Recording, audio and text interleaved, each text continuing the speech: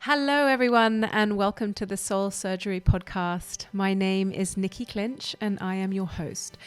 This episode that you are about to listen to will expand your field, activate your heart, your creativity, your dreams, and just empower you in every possible way. In this episode, I am sitting with the amazing Regan Hillyer.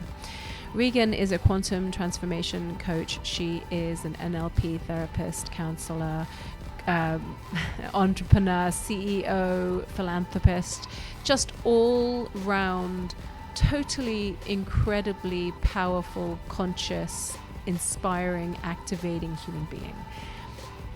Regan is one of the most inspiring people I have ever known, I've ever met, I've ever sat with. I'm lucky to call her one of my coaches. She inspires me every single day to challenge the conditioning in which we identify with that create these limits of our reality. Regan challenges that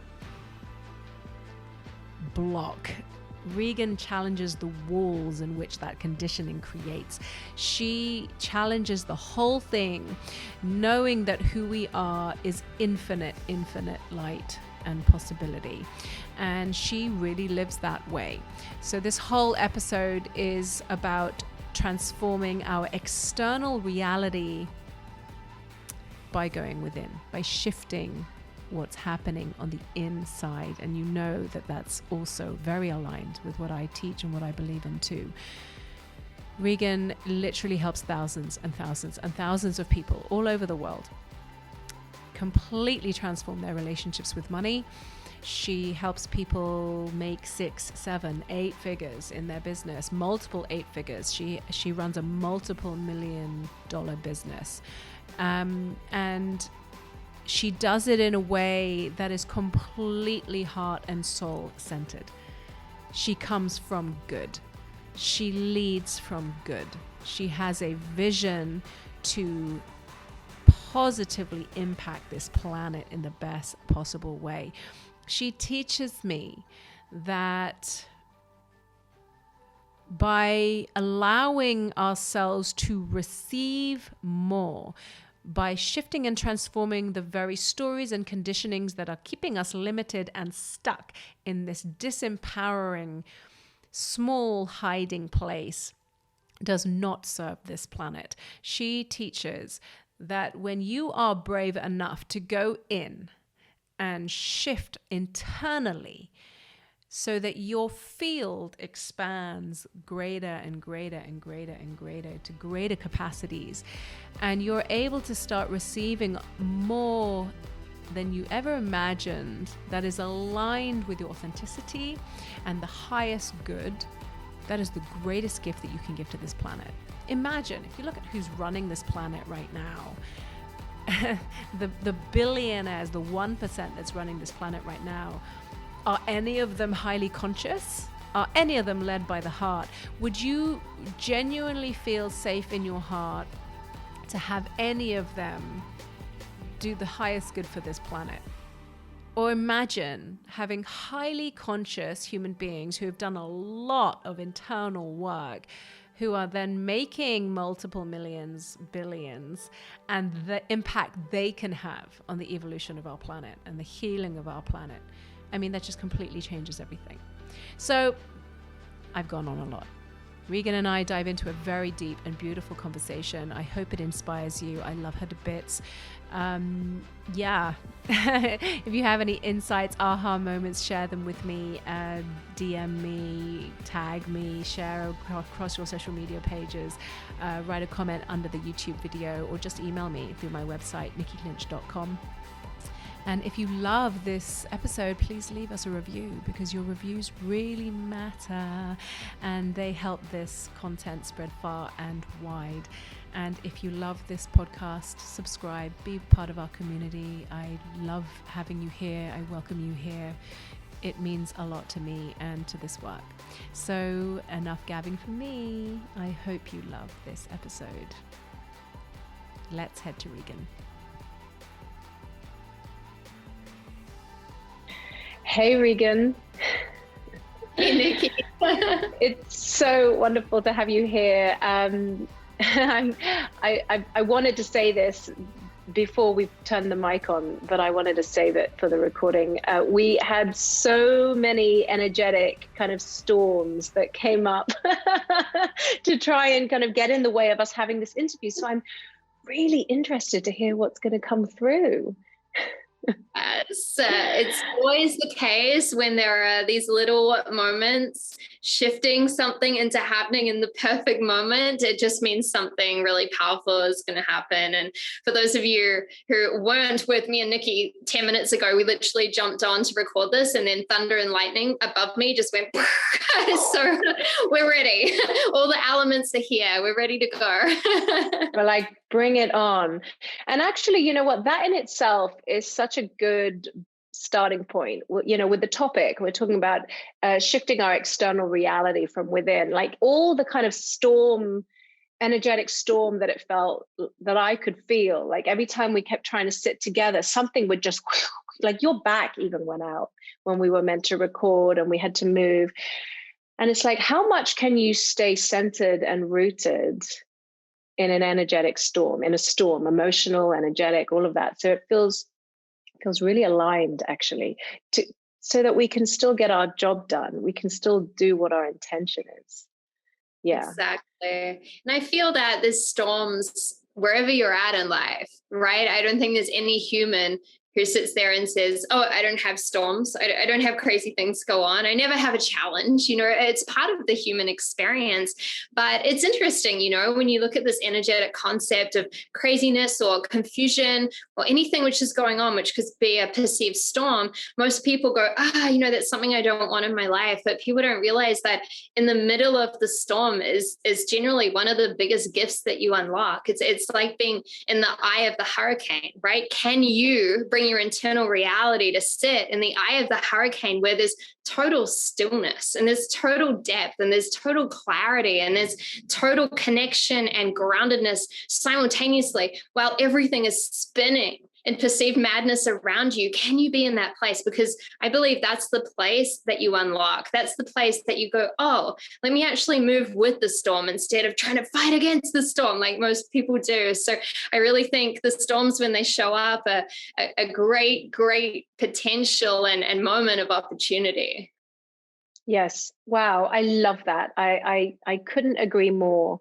You know, I teach the same thing. You know, we as human beings will find 1 million plus strategies to try and escape those experiences, to try and escape the storm, to fix it, change it, run away from it, not feel it. And in our escaping of it, we are creating more suffering, and we're also disconnecting more from our power. And what you're speaking of is like, actually the real mastery is how much can we learn how to root right in the center of it, how to not identify with it. You know, this one of the phrases I always say is, the storm is inside you, you're not inside the storm. You know, it's like, can you be with it, hold space for it as it's moving, but not be blown around like a leaf in the wind, be a tree. Wow. So, you know, I wanted to just say, you're kind of new in my life, but you have come into my life in a storm. Like you're small, but you have this extraordinary energy. And you know, I started coaching with you in your MMM, your mastermind, at the beginning of this year, and it was such a strange and poignant moment. I woke up on the 1st of January, or it might have been the New Year's Eve, and I knew that this year was the year that I was going to absolutely shift and upgrade, and that life was calling for me. And I knew I had to have you in my life to do that. And so I just kind of contacted you out of the blue, and I was like, I got to work with you. I felt it. And you also coach Susie. And, you know, it kind of amazes me the amount of energy and power that you have. I bet you hear that a lot. Sometimes. It really does. And I wanted to ask you, I wanted to hear more about your story. I don't know about your story. Like, how did you get here? Like, where have you come from that created the shift to lead you to where you are now?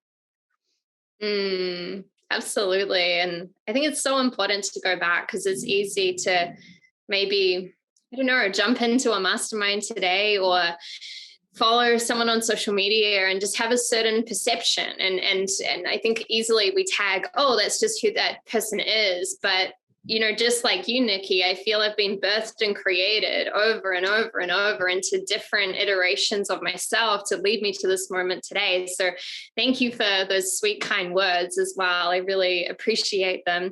And it's funny because if I take you guys back to my beginning and my childhood, I would have never have even dreamed in the beginning that I would be sitting here with you having this conversation. I didn't even know these conversations existed. I didn't even know this industry existed, you know? So I never set out with that goal and intention. It very much flowed through me through different layers. And so I grew up in Auckland, New Zealand. I know you're in New Zealand right now, Nikki, so it's so beautiful. You're anchoring those codes back home for me. It feels so nice.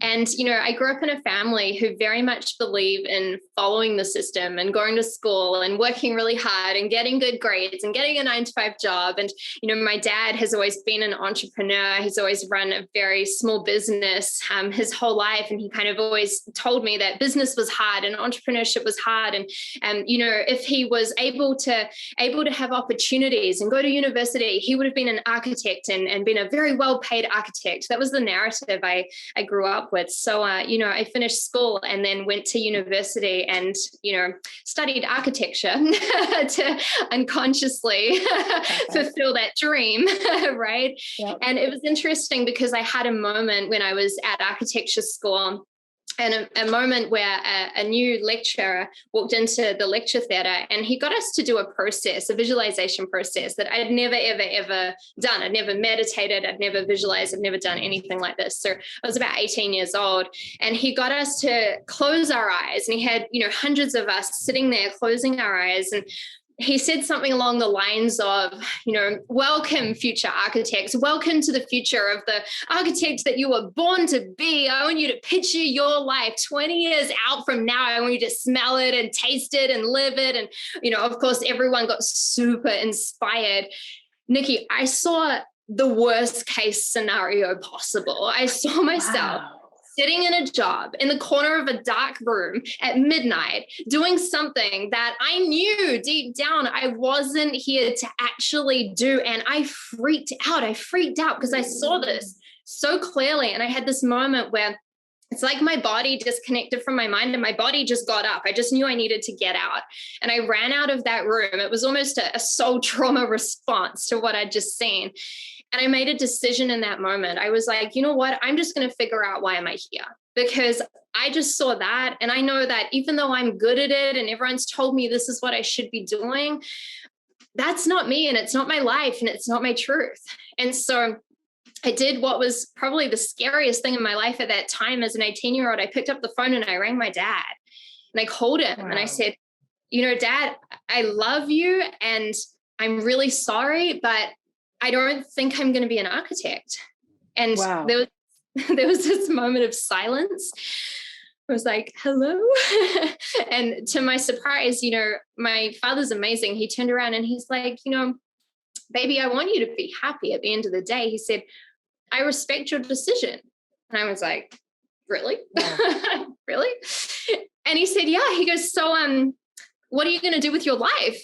I was like, well, hang on, you need to just give me a minute. You know, I was so clear on what I didn't want my life to look like at that moment, but I had absolutely no idea of the picture that I wanted to create. And so that's what sent me down a very different path. I went home that day and I started Googling, how do you quit your 9-to-5 job? I didn't even have one, but I knew that was where I was going. I right? I knew that was where I was going. So I came across an ebook, right, around wealth creation. That led me to my first personal development event that opened a world of possibilities where I went, wow, you can actually create a life you love. And, this didn't start out with a grand vision of I'm going to make millions of dollars and impact millions of people. I was like, no, how do I create a life that I love? How do I not be in a job? How do I do Regan? How do I feel happy? Right? That was my quest at the beginning. Wow. And it was such an unfolding from there. So I'll pause there for now, but that's really where everything started. I mean, that's quite evolutionary for that era, like for that phase, like that's kind of normal now for people to even question these questions and to think that way. But back, I mean, I don't, how long ago was this? Maybe 20 years ago, 30 years ago, 20 years ago. Something like that. I can't even do the maths. I think it was like 15 years ago. Yeah. Okay. So that was quite that's extremely outside the box to go and even ask yourself those questions, and it's funny because as you were saying, you Googled it. I did exactly the same. I came back from my stepfather's funeral, he died suddenly. And I was like, I cannot go to that office that I'm going to every day anymore. And I sat down at Google and I wrote down the 3 things I love. I was like, healing through food, healing emotions, human experience. And I literally wrote it down, transformation. And like this course came up, and it kind of makes me realize how important SEO is, doesn't it? It's like when people Google you, like you need to be able to help them find you. Right. Okay, that's an amazing story. And actually, when you said earlier, you couldn't even imagine having this conversation or even being in this industry, or that this industry existed. The industry that you're in didn't exist. And I really want to honor that. What you're doing didn't exist. You have created a pathway for that. It's not like you could look in the book and go, "Ooh, that one." No, from what I see and what I know of you, you created something that didn't exist yet. Yes, I think that's fairly accurate.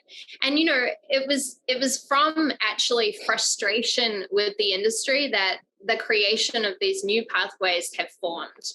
Because, it's interesting, when I started going to these wealth creation and personal development events, I was searching so far outside of myself. I was doing everything that the speakers on the stages told me to do. I was investing all the money I didn't have, learning all the strategies. Oh my goodness, Nikki, I took courses on how to start a .com trading business, buying different .coms and selling them up.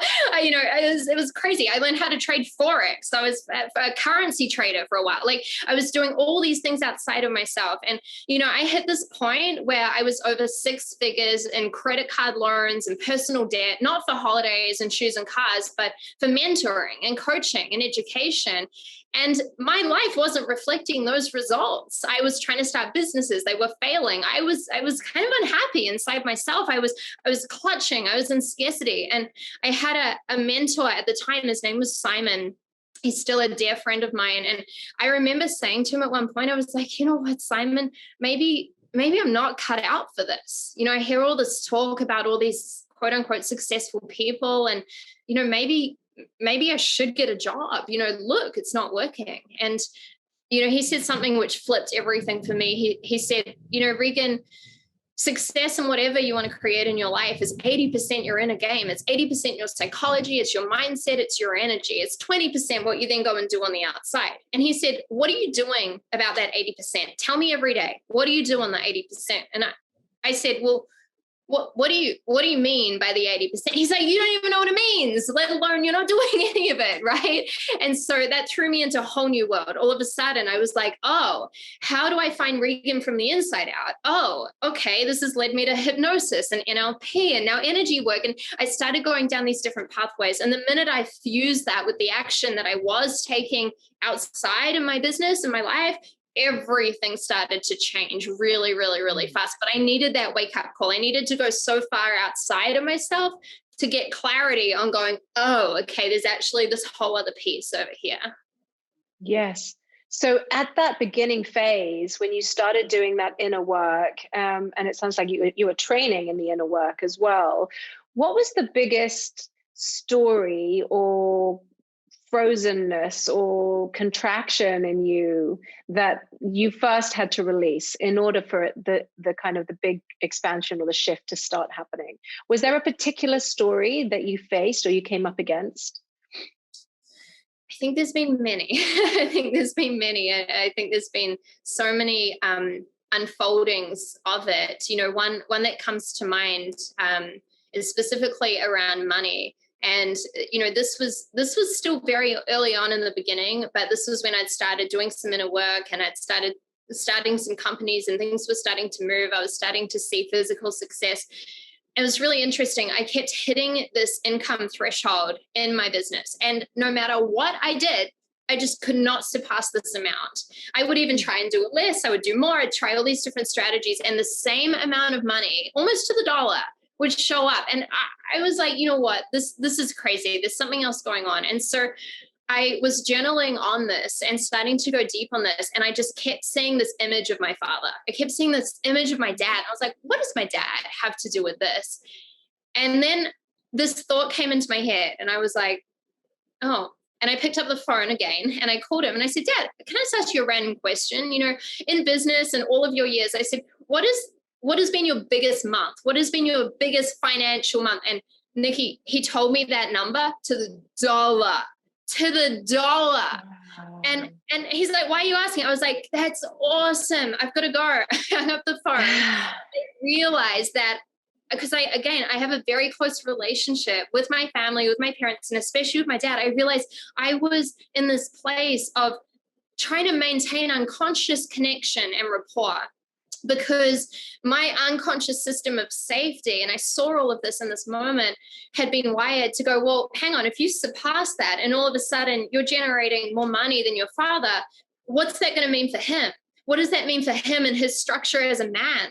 What if he feels like he's failed as a man and as a father and as a provider? No, you don't want to put him in that pain. So let me not do that. Let me just keep that right here, right? And so I remember that just being such a moment. And the moment I did the work around that and acknowledged that I wasn't here to keep my father from suffering, and instead, if he's choosing to suffer, that's his journey, love him anyway, and I'm here for these reasons. The moment I shifted through that, I think that was one of my biggest income leaps. I think that was one of my biggest quantum leaps that I've ever seen with money, was when I saw that unconscious piece that just kept me in that same loop for so long. And I share this because I believe we all have these ties to our family. Even if you say, well, I don't even like my parents that much. We, as children, even when we're born, we take on this unconscious rapport. And until we go in and look at what's underneath the surface and start playing with this stuff, you never know. It could be running a program for you that's just not serving you.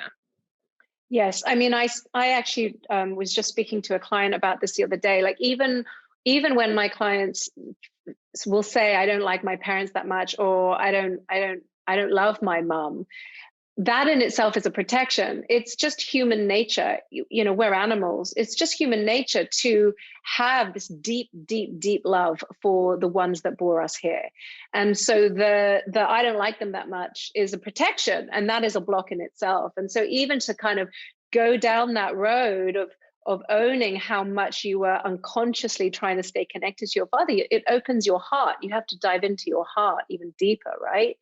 Into how much, I think it was the biggest thing for me. I spent so long angry and resentful at my mom until I finally went deeper to heal that relationship and to forgive. And what I realized is that actually all along I've loved her more than anyone. Like I've loved her more than I even knew I could love. And when what that changed for me, when I allowed my heart to open, it changed everything. Suddenly things started to flow. I aced my exams. It freed me from having to be this suffering victim to allowing myself to be happy in the world. These ties are they're intricate, and they're powerful, and they're all of us have them in there. This work is appropriate for everyone who's human. Yes, exactly. So I heard a story. And I know you spoke about it on Susie's podcast about when ayahuasca told you to charge $1 million for one-to-one clients. So I really want to hear this story. Can you share that story with us about that ceremony and then what happened next? Yeah, no, I can definitely share that. It's a beautiful story. So it's really interesting actually going into that journey in Peru. And, when we take groups of people, we have maximum, 18, 20 people there. It's a very intimate space. And it's a very powerful space, and right before I went into the ceremony, I was feeling all of these shifts in my business. I was feeling that there were these parts of my business that I wasn't in alignment with, I wasn't in love with anymore. And in that moment, you're just ready to make changes. You're like, I'm just going to shut it down. I'm just going to not run that course anymore. And I was telling Wampa very proudly that I'm going to, stop doing all these things. And he's like, Regan, you're about to go to Peru and sit in a multiple series of very deep ceremonies where you will question your entire life and go into facets of your unconsciousness that you haven't gone into before. Do you think you should just hold off on making any big decisions? And so I was like, oh yeah, you're probably right on that. So I didn't do anything drastic. And I went into the ceremony. Now, as I went into this ceremony, I had a very clear and specific intention that I wanted to see the upgrade specifically around my education business, right? That was my intention. I drink the medicine. I have so much gratefulness, and I lie down and I begin to go into the ceremony. And there were many different layers and many different facets, but the facets that I'll share today was I got shown how I was right on the edge of shutting down one part of my business that in itself did 1.1 to $1.3 million a year roughly, right? So it was $1 million income stream that I felt I just didn't want to do anymore because I was a little bit over it and not so in love with it. And ayahuasca showed me, hey, this old pattern of just destroy something to create something new is not your upgrade. Your upgrade is leadership. Your upgrade is keeping this peace because it serves humanity. But can you then build leadership systems and structure in order to have that work without you?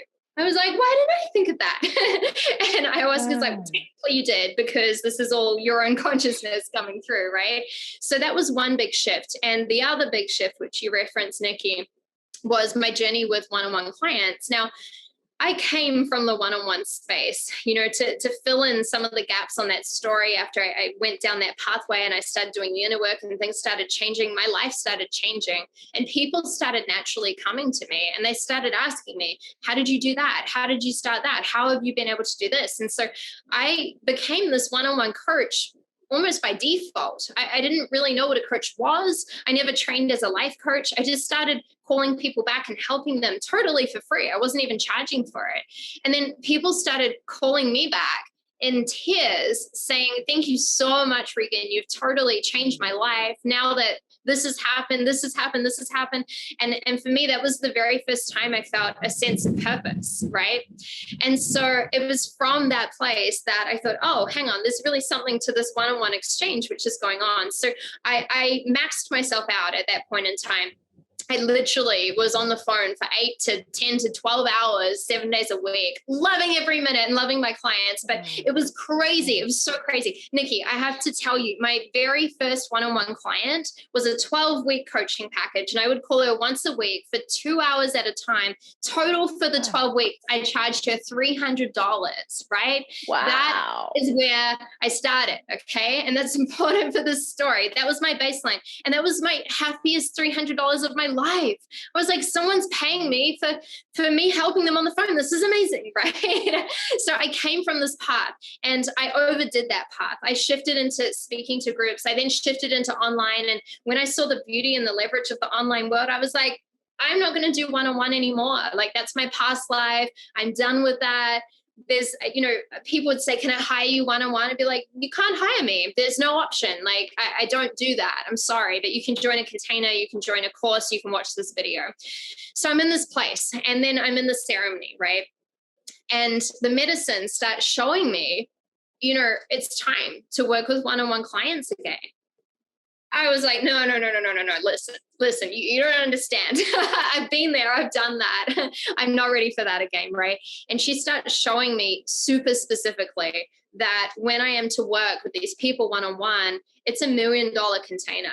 And I got shown everything from the coding that held to the exchange that was to how to hold someone in their own consciousness and mirror and reflect and everything. I got shown the whole thing. Now, my mind was going crazy at this point in time, spinning out, saying, that's just ridiculous.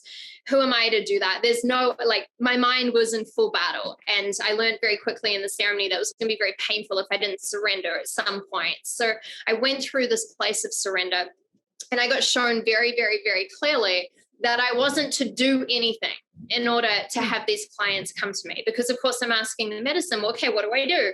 Do I run a webinar? Do I just tell people? This is ridiculous, right?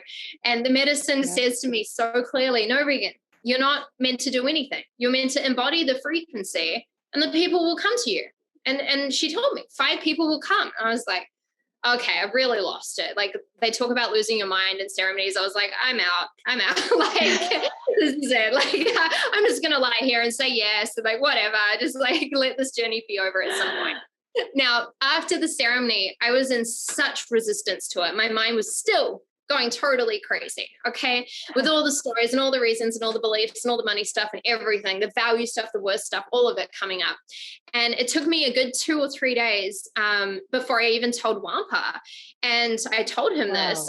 I told him what the medicine had shown me, and his reaction was kind of similar. He was like, okay, well, feel into it. Like, that's kind of extreme, let's see. And so I kept battling with this internally for about 2 months, roughly. I left Peru. It was always in the back of my mind. I was like pushing it away, trying to ignore it. Didn't talk to anyone about one-on-one coaching. It was just there, right? And then I was in Barcelona, actually. It was roughly 2 months after this. And it was there, and it was annoying me. And it was annoying me that I was not fully owning it, and that I had this guidance and wisdom that I could feel the resistance to it still 2 months down the track. And then I thought to myself, well, you know what? I don't even have to do anything. I might as well just accept it and choose it and own it. And if anyone asks me, can I hire you one-on-one? Sure. I have $1 million coaching package. There it is. What's the worst thing that's going to happen? They're going to say, that's crazy, and leave. No problem. Okay. It's the same stuff I would tell to someone who was scared about a $10,000 coaching package. Just own it, tell them anyway, and the right people will come. So I was like, okay, I'm just going to do that. And I did that. And I chose that would be my answer if anyone asked me. And I did nothing. And Nikki, within 24 hours, 3 people had reached out, 2 that were already in my field and working with me, 1 that did not know me at all and just found me on Facebook and was like, you're my human. All 3 of them sent me a message, a DM, and literally asked, and you're doing one-on-one mentoring. And I was like, universe, you're funny. Yes, it's $1 million investment. All 3 of them were like, cool, I'm in. I was like, what do you mean you're in? You have to do it? I've got to do it now? Right. And there wasn't phone calls. There wasn't back and forth. It was just deep, like, okay, cool. How do we make this happen? 12 months, got it. And we started. And the next 2 people showed up probably about, from memory, a month and a half total after that. And I did not do anything. There was no post on the internet. I definitely didn't tell anybody. I didn't even really want to. All I did was actually surrender to that and just choose to fully own it and be like, okay, well, I guess that's what's happening. If anyone asks, and then sure enough, they started asking. So it was a big lesson in surrender. It was a big lesson in how strong my ego mind can be with resisting something that's trying to come through, but I want to keep myself in the same place. There were lots of really, really interesting lessons to unlock there.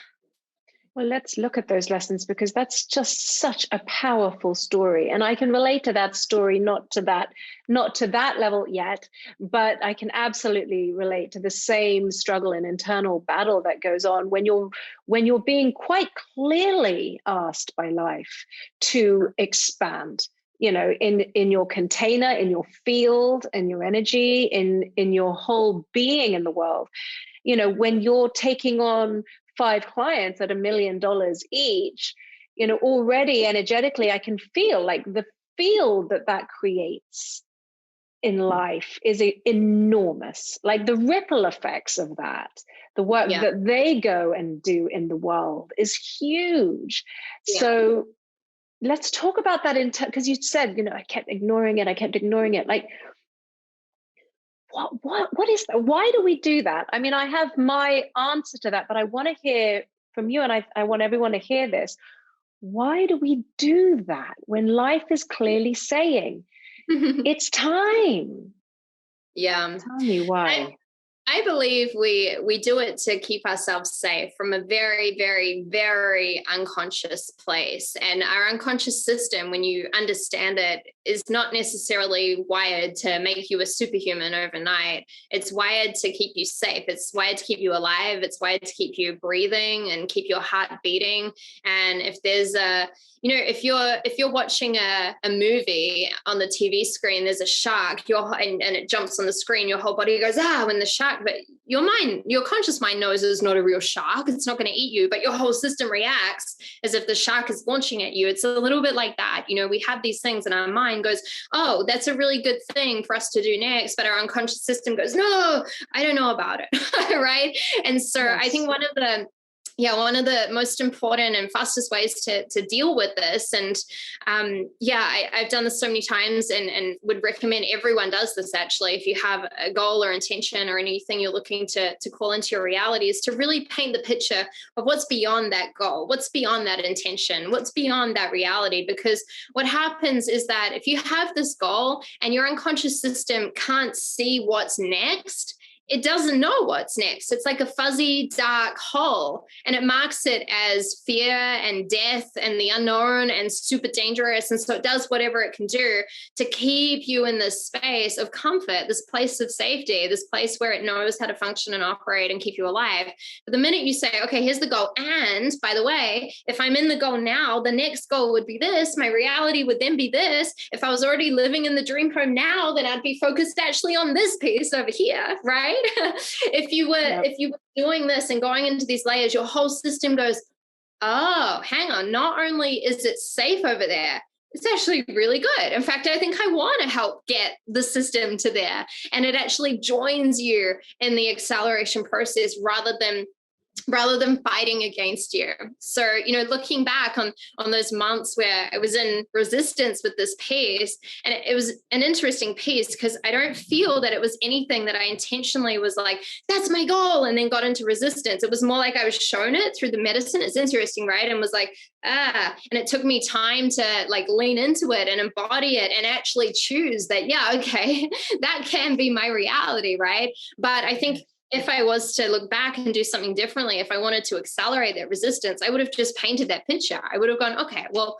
if I just leaned into the fact that maybe I have these amazing clients and I get to actually be in service at this level. And as you're talking about, Nikki, hold this field at this level. And that's also one of the things I was shown in ceremony, that through these people that will continue to come through, I got shown the ripple of the impact that yes. creates, and how this is so beyond me, but how it gets to come through, be held, go through this person as their consciousness transmutes and wakes up, and then ripples out to all those people. I got shown all of that, And so I think yes. if I'd spent more time going into that and going, that's a great thing, and here's what is next after this, I think that resistance would have cleared out way faster. Yes. Wow. That's so, I agree with you so much. It's so powerful. The design function of the mind is to survive. That it is its sole design function is survival. And I say this often, if you've heard me speak, survival has nothing to do with living. It's only about trying to not die. So, in essence, to expand into a being that is charging $1 million for a client, having 5 clients, you have to go through a form of a death. You have to go through a form of an ego death to be able to expand into this new identity or new version of yourself. And so that struggle makes sense. It's like the mind is like, no, I know this way. I know who we are this way. You have to let go of knowing who you're becoming with a vision that's driving you. Like when you speak about your goals, beyond the goals, beyond the goals, for me, that's the vision, that's the river that's flowing, that's never ending, that's leading you, that's guiding you the whole way. I mean, it made me remember this ayahuasca ceremony that I was in. It was so profound. It was so subtle and so simple, but it was one of those ones that just completely blew everything. And ayahuasca showed me in the ceremony, I suddenly just became this field. And I was just like flowing life force. And then every now and then I would breathe, or I would speak words, and the words would come out of my mouth like pixelated energy, and they would land on flowers. And some of the words would land on flowers and the flowers would die. And then some of the words would land on flowers and they would bloom like this. And it just kept happening and kept happening. And I was like, why are some of them dying? And why are some of them blooming? And what she was teaching me is that I have the power to either create thriving life or contribute to thriving life with the field in which I breathe and speak and come from, or create some kind of separation or ending or death. And it was so important for me to see that we all have that level of power. Yeah. We're either creating more life, expansion, thriving, or we're contributing to more separation. So I hear, and every time we kind of hit those, it's like a cloak that's gotten too tight that you have to kind of burst out of. Yeah. It's like choosing, like, am I willing to expand into a field that contributes to more life, that even more, those ripple effects. You working with you has taught me, I had this thought the other day that, what happens if I were to allow my whole vision of my company and my work in the world, what happens if I were to allow it to make multiple millions? Like, how could I contribute to this planet? When I look on this planet and you look at the oceans, what's happening in the oceans, and you look at what's happening with hunger, and you look at what's happening in we're in such a difficult place. And the people who have power, who have the money, are not conscious. Right. So what happens with these, if highly conscious human beings start making a lot of money? Yeah. What can we do? Like that, it hit me. Finally, it hit me. I was like, oh, wow. But to get there, like, there's so much like story. It's like, oh, that's bad, greedy. That's shameful. And then it's like, actually, like, how can we have an impact? Can you share a little bit about the different branches of your business, like all the ripple effects? Can you, like, what? Because you do a lot. Like, your business kind of has a lot of branches. I envision. So can you share a little bit about the different branches that impact in the planet? Yeah, totally. Yeah, there's lots of branches, and I think the ones I'm most excited about right now are like baby branches. They're just like starting to grow, and I love this analogy that you said, Nikki, as well, about the intentional blooming, or the intentional, creating separation and destruction. And it's so true. And I think my one wish for humanity today in this moment is that everyone just really hears that and really hears what you just said, because I know that it can feel sometimes really, overwhelming. Where it's like, okay, there's so much going on in the world, and our oceans are polluted, and we don't have enough trees, and people are so, like, it can get very overwhelming when you go down that rabbit hole. And you can feel very like, well, there's just one of me. Even if I had all the resources in the world, is that really going to fix anything? But we've got to remember that we're all creating our own reality. And in every moment, if you just focus on that blooming mentality that Nikki just gave you, I mean, that's everything. That is everything. That is what I believe we need as a consciousness shift throughout this planet. if people just understand that their words even are vibrations, and when they speak intentional vibrations, they create a bloom, or when they smile at someone, or when they open a door, or when they give someone a hug, I mean, that changes the whole planet, right? So I just want to touch on that, because I feel that, you know, before we even get to fun brunches and exciting things, like it starts there. That's the root, like what you just said, like that's the core of it. That's the base. And the tree can't even hold branches if it's not rooted so deeply in that consciousness. So it's and sorry, just before you go on, I just want to say, and it's a choice and it's a responsibility. Like these two things, like we actually get to choose. We get to choose whether we're going to commit to being that accountable about like the where we speak from and the actions we take. And we get to choose the other way. And I know it seems like it's not a choice, but it is a choice.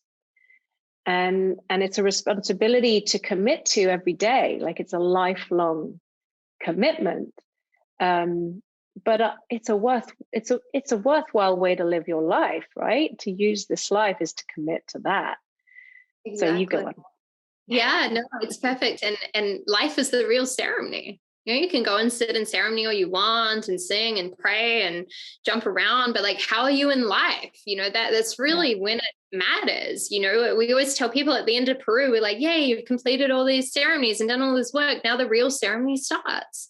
How are you going to be when you integrate all of this? You know, nothing counts until you exit the teepee and get on the plane. You know, how are you? Right? How are you then?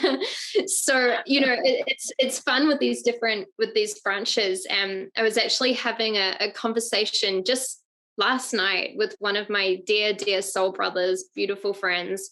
And we were talking specifically around conscious impact and money and, you know, growth and development and truly leaving the world a better place. And we were talking specifically around the coding and consciousness of being a billionaire. And we're both not billionaires, right? We're both multi-millionaires. And on the phone, we just both went, I don't really know what that feels like. That feels really big. And I remember having the same feeling before I did even my first $1 million, right? Of going, well, that would be really amazing, but I don't know what that feels like. That feels really big. And I recognized that it was the exact same feeling. And I was like, because I know it's the same feeling, I know I can unpack it. And we started having this beautiful conversation, exactly what you said, Nikki, around, you know, what would it be like if people with massive hearts actually had the resources to change the planet? And it's really interesting because, I mean, I know billionaires, but I don't know any that I would entrust the future of humanity with. I know people that have had amazing exits out of companies and they might be worth over $1 billion, but I don't look to them consciously and be like, oh, wow, please show me how you unlocked your consciousness and your impact. So I see this as a moment of really great opportunity, because I feel this is coming online. And I feel it's available for everyone, regardless of where you're at right now. It feels like this huge wave. And I've been saying this for years, and I feel like it's literally happening right now. I feel that for the people whose hearts are ready and they're doing the inner work to open up and receive all of this, I truly feel and know that the resources are coming. And it's not so much worrying about how it's going to happen, but the most important thing is upgrading your own consciousness to step into that next step. And that might not be a conscious billionaire. That might be a conscious millionaire. It might be a conscious 500K a year person, whatever it is, right? That's absolutely perfect. What's in front of you and what's that next step? But it was fun to recognize this piece in me where I went, oh, conscious billionaire. There, I didn't even know what I'd do with that money. There's so much to do, but I wouldn't even know where to start. How interesting. Okay, well, where would I start? And I don't have the answers right now, but it's something that I'm playing with, and it's something that I'm exploring and having fun with and unpacking and allowing myself to feel into the bigness of it. Notice I'm not feeling into how does it happen? I'm not feeling into, okay, well, if I create 30 companies and so, no, I'm feeling into the coding of the consciousness, right? Knowing that any branches that are growing are going to be blooming and growing in order to support what's going on internally from the internal consciousness and the internal alignment. So yeah, there's many fun branches and many beautiful things. And obviously a core pillar of that is the education piece and the coaching and the mentoring. And, it's interesting because that business is in a place now where there's very little time poured into it, but it continues to grow and expand. And that's by choice, and that's by design. And that's because I know that I always wanted to create systems and assets and structures and leadership and people in order to have the right codes passed out to humanity, so that actually I could be freed up to go and focus and create even more impact elsewhere. So one of the branches and one of the things that is very fun that we're playing with right now is creating a beautiful community here in Costa Rica. So I'm on the ground here, and not many people know this actually. Susie knows this because we had a big joke one day about buying a mountain, and then she thought it was really funny that I bought a second and then bought a third mountain. So she's about the only person who knows this, but we have 555 acres here in Costa Rica now. Wow.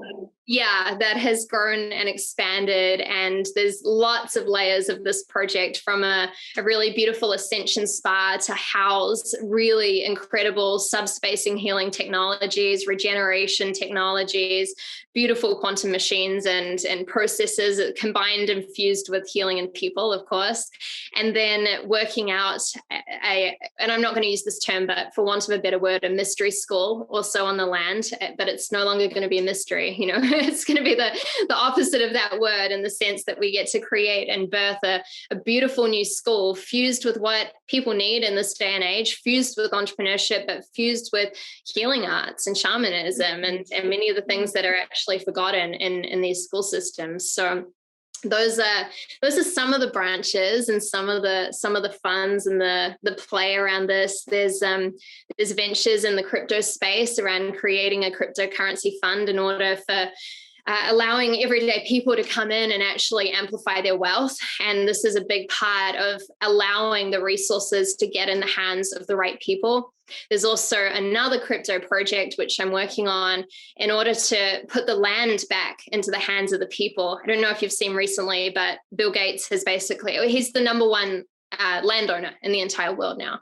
Why? Yes, because if you control the land, you control the food and the chemicals that go in the food, you control the people, right? So what we're doing underneath the surface is creating a structure where we're going to have a cryptocurrency token, which people can invest in from $5 all the way up to whatever they choose. And those funds will go towards actually securing and purchasing land all over the world, then doing organic farming and actually having an income supply from the organic farming through all of these projects. So it'll be actually backed. Many cryptos aren't backed by anything. This is actually backed by land. And we're doing this in a nice, subtle way where it infiltrates through the people, and the people hold the land and in their own wealth and in their own hands, rather than one really greedy person trying to do this. So yeah, there's a few different projects and fun things, but my day is really spent in fun and creation and impact and just asking every day where I can be of greatest service, basically. Gosh, that's just so amazing and so inspiring. Like you sound no different to how my son feels when he's sitting with his blocks playing. Like you just sound like you're just creating and creating and creating. And what's so clear when you speak, Regan, is that it's just possible. Possibility is endless possibility. And that aliveness that comes with that the limitlessness that comes with that we're born with that quality. That's like a childlike creation quality that is just so beautiful. That's the magic that we forget when the mind gets too noisy. And I hear that, and I hear the absolute positive impact that's having on the planet, and imagine you, and then times that by like hundreds of us doing this. And it's not a coincidence we chose to come back during this time. I know that that's a phrase that's being said a lot right now, but it is actually true. Right. We have work to do. We're here for a reason, to shift the consciousness of this planet, and also to shift the possibilities of the evolution of where we're going as a species on this planet. And I just, wow, that's so amazing. That just hearing you just makes me feel inspired and alive. So thank you for that. I have a few questions I want to ask before we finish. The first one I want to ask, because this is such an expansive conversation, and it should be, and it has an aliveness to it. What can someone who is starting right at the beginning, let's say maybe they've been doing some work on themselves, but they just haven't hit the money conversation yet, or they want to, or maybe someone from a poorer community, or someone who hasn't got privilege, how do they begin? Where would they begin now to start shifting their external reality? Yeah, totally. So we get to start within, right? As we talked about today, that 80%. And step number one is actually getting clear on what you want. And it sounds very simple, but this is easier said than done for many people. We have a lot of conditioning often of, well, who are you to dream that big? And who are you to want for that, or ask for that? Or how are you going to do that? I don't know. So we go out and we ask for something that we don't quite want. Maybe it's the next best thing, right? Which means often we don't actually get it or receive it, which then creates proof that we're not deserving and worthy of that.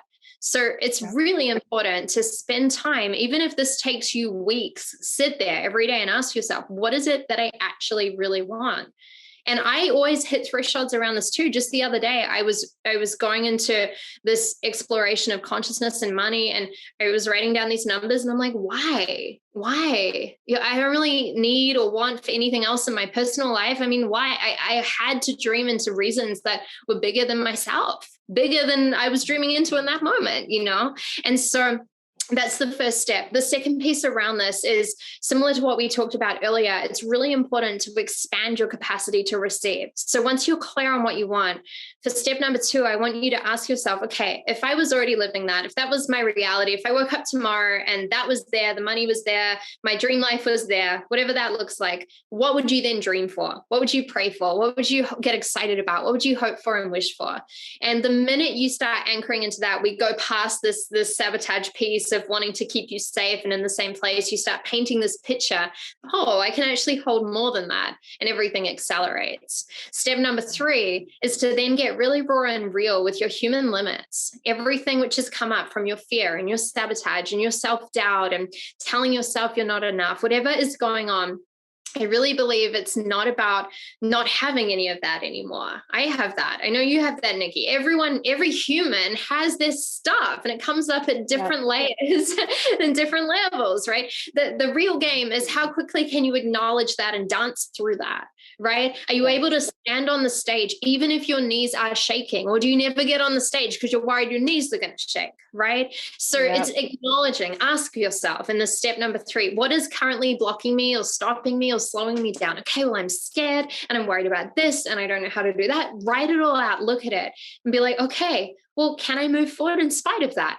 Can I move forward and take the step even if I have fear? Yes, right? Many people that have created amazing lives, it's not because they don't have any of these limits. It means they just dance with them on a daily basis until they're at the place where the limit realizes it's crazy and it doesn't need to be there anymore because you've already gone and done the thing, right?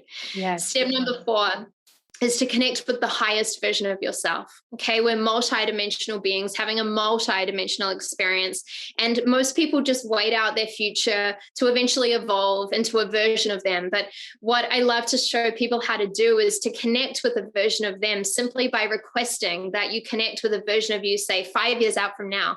And then you can, through meditation or journaling, close your eyes and simply bring that version of you into the now.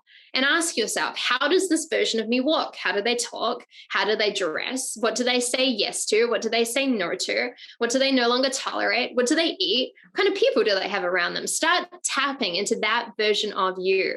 This is not about becoming something you're not. This is about being in the most radical level of integrity with you that you've ever operated from ever. Okay, so then when you've integrated that piece, step number 5 is the 20%. It's to then go and take massive aligned action. We've got to participate in this manifestation process. We've got to show up. You're not just going to lie there and meditate and do steps 1 to 4, and then everyone comes knocking on the door and go, oh, here's your dream, right? Generally, you show up and you do something. You call someone, you say yes, you go launch the course, you do a Facebook Live, you have that conversation you weren't willing to have before. You say yes to that dream, you register the company, you do what you're ever going to do, right? But you're doing it from a place of being integrated from the highest version of you, not from the lower place of, oh my goodness, how do we make this happen? I'm going to do 1,000 things and keep myself really busy and then maybe I'll get there. No, the highest version of you says, you know what? Do that, do that, do that. Say yes. Yeah, I know that's scary. Do that anyway. And you go and you do those things that are aligned. Those are my 5 pieces for people to start with. Well, that is a life change right there. And you know what? I just want to vouch. They really work. I followed those 5 things. I still follow those 5 things. And they really, really work. You know, the whole thing about living aligned with your higher self, that's the subtleties. It's not just the big kind of amazing stuff. It's the little subtle moments. You know, like for me, it's actually choosing to step away from my laptop and sit with my son for longer and be really present with him while we play, or to go and lie on the grass in my garden and actually enjoy this life that I have chosen rather than be here, gotta. Like the little tiny subtle moments that just create a different field in your space. And then those little moments just keep adding up and adding up. So, you know, it doesn't have to be big, higher self, you know, who is that? Like actually right now, how are you feeding yourself? Right now, how are you breathing? Right now, how are you holding yourself? You know, little tiny moments that just have such an impact, the ripples. I totally agree. I feel like the highest versions of people are birthed in the micro details. And there's this kind of this misconception that successful people take massive, big action. And well, that can be true. The majority of the creation is birthed in these micro details. And there might be a big action piece here and there, but that's not every day. That's like a one big life-changing decision they might make once or twice a year. But the other moments, they're all micro details. Yes. You know, Susie, who's my other coach, and I know she works with you too. When I first moved to New Zealand, she sat with me and she like looked at my calendar with me, and she literally went through my calendar with me and was like, okay, like let's schedule January. You know, that would be my first month here in working transatlantic. And she was like, you only spend an hour and a half a day on your business. And I was like, what? How am I going to pay the bills? Like, how am I going to create anything? And she was like, why are you moving to New Zealand if you're not even going to be in your life? Your children are home. Be with your children. Like, receive this gift you have chosen for your life, and then come and do an hour and a half and be joyful when you do it. Like, be excited. And I genuinely didn't think it was possible. And then I committed to it. And what I started to notice was that in the moments when I was really allowing myself to receive this life that I had chosen, to be in it, to play, to go on adventures with the kids, to walk on the beach, you know, I was feeding my business even then. You know, it was feeding life through the vision. And it was just, I mean, I work more than hour and a half now, but I just wanted, it was such a moment of, oh, I see, this is a different these are micro moments that just shift your reality completely. Wow. Oh, I love you, Regan. Thank you for coming into my life. It's amazing. And again, you know, what you just said is so important for people to get as well, because when you're truly living from your soul and living on purpose, there's no separation. There's really not. It's almost like if you can train yourself to be so present 24 hours a day, then it's not even like, okay, now I have to work and now I disconnect and forget about the work and now I'm over here. Because even if you're super present with your children, for example, you're still feeling the energetics of everything shifting and moving and happening in your business and your team, and you're there, but it's not a mind. It's not like, oh, you're like thinking about something else when you're with your kids. No, it's an energetic thing actually, while your mind is fully present and your beingness is fully present. It's such a subtle thing, but I love that you brought that up, because if people can just even explore that and get curious about that, journal on that, I mean, that will unlock so much in itself for people. It really will. Yes. Oh gosh, we could go on forever. Literally, like my mother, she's a millionaire. She's a millionaire. She's grown up. She's my stepfather really took care of her when he died. She makes a lot of money, and she's a little old lady, and she doesn't use a lot of it. And she has panic attacks at night that it's all going to run out. And so that I know a physical 3D person who has millions in the bank and is just terrified all the time that it's going to run out. And I use that example because, sometimes when I'm sitting with my son or my daughter and I'm really present, or sitting with my husband and I'm really present, or I'm walking on the beach and I'm really present, that feels like $1 million. Yeah. Like it doesn't feel any different. I mean, that feels like $1 million. Like the absolute life of it, the beauty of it, the love, the connection, the presence is $1 million. And that's the frequency. And you speak about that a lot with me. That's the same frequency as when I come in and I work with my clients. The same frequency as when my business expands and I am now, bringing in more. And it's like, it's the same frequency as when we're present in life. It is. It is. And you're right. We could go on for another 5 hours. Okay. All right. I love you. Thank you so much. Thank you so much. Everybody, please go. If you don't know Regan already, all the details will be in the notes below. Please go and listen to her, learn from her. You give a lot of free activations, and then you have these you have your mastermind, you have your incredible programs and your trainings. There is constant learning and education in Regan space. Please go and look and learn and listen and gift yourself with that. That was my gift to me, and it is just absolutely continually thriving. So thank you for your commitment to life and for just being you. Thank you so much. Oh, thank you, Nikki. It's so beautiful. It's such an honor to be on your team and to be in your space. And I've just seen you upgrade and upgrade and upgrade. And I know you're just getting warmed up. That's the exciting piece. Yeah. It's so beautiful. Yeah. Just I think doing my work. Stretches. Yeah, exactly. But no, it really is such a beautiful field that you're holding, in such a divine, pure frequency. And it's just an honor. It's an honor to see you shine more and more and more every day. So thank you so much for being here, and thank you for having me as well. Thank you.